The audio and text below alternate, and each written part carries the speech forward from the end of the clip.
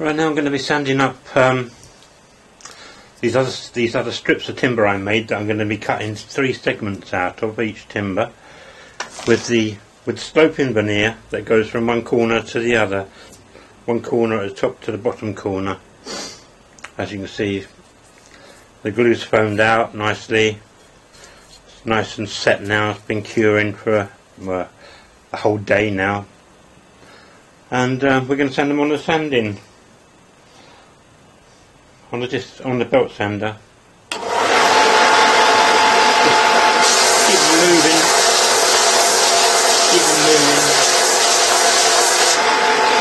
all the time.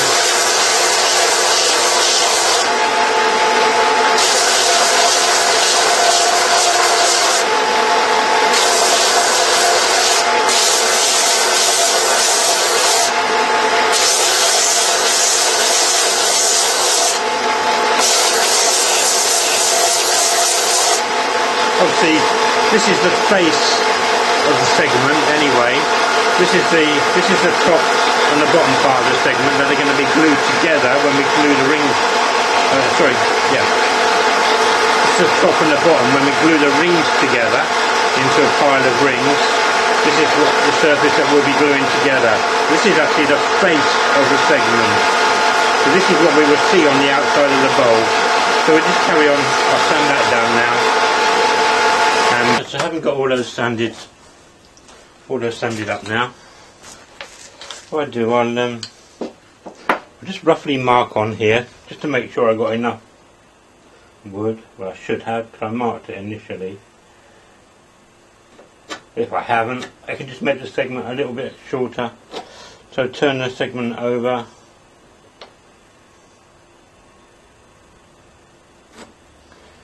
Turn it over again. Yeah, there's plenty there, and a bit of waste for each end and the cut. So what I need to do now is to take this and set my sled up so that it cuts the correct length segments.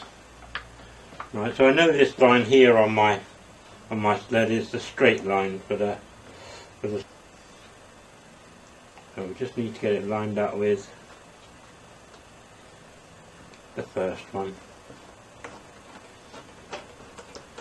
And obviously I know this segment size will make a bowl that size without any aggravation at all. Plenty of timber there. It's an inch wide. Obviously, if I was making a bigger bowl than that, then you'd have to think about making the timber thicker to take into account for the angles on the corners, because when you turn across the corner, obviously the timber gets thinner, so you've got to be careful. It gets thinner at the edge of the segment, so you've got to be careful that you don't go through the timber. But an inch is fine in this case. So as you can hear, I've got the dust extractor on again. Don't want to clog up the saw with sawdust because it gets on the rollers, and eventually it builds up so much that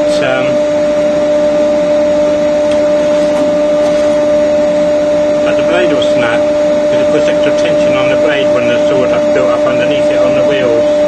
So dust extractor on. Right, so the first block,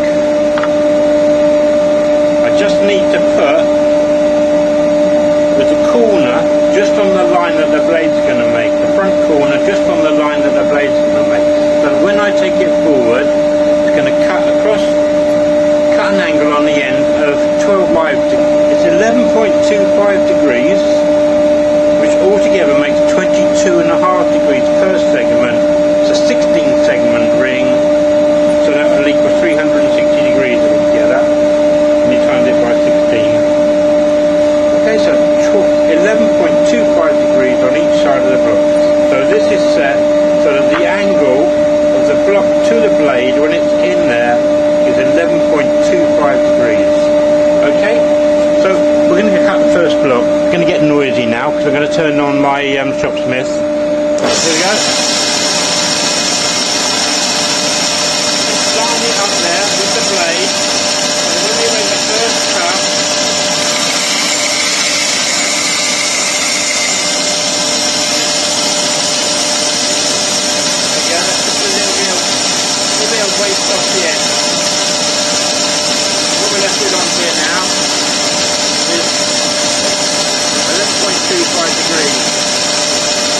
what we're doing now, turn the block over, so when we cut this next angle, it's opposite to the angle we just cut. Okay, so put it up to the stop block.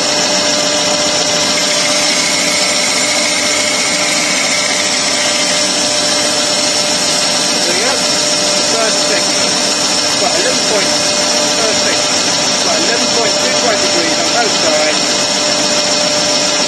and the sloping veneer pattern on the front face and on the inside of course goes all the way through. So we'll just use my holding device here, put segments in. We'll turn it over again.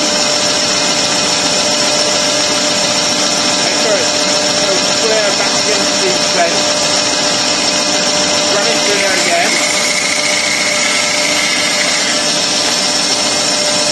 and we've got segment number 2 into the holding device. And then we do it again, we run it through again,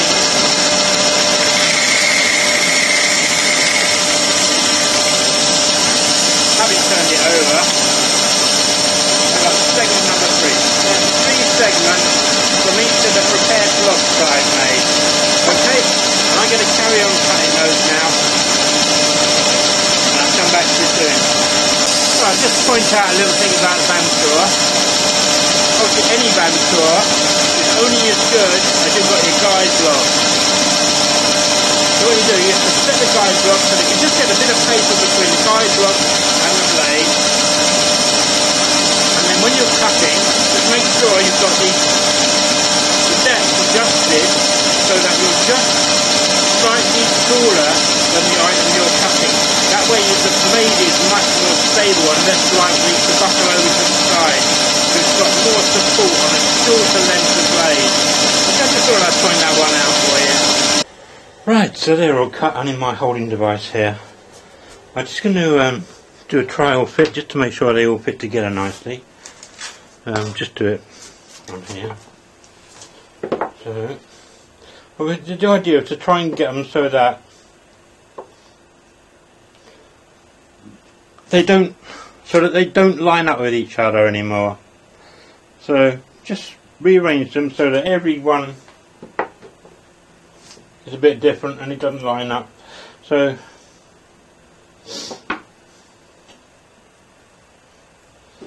got one that goes to the top here if we can.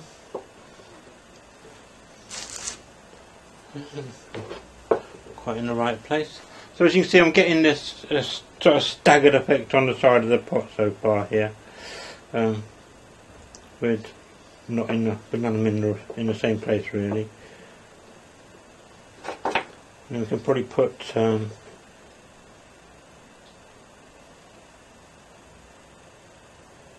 and obviously some of them will come up and some of them will go down.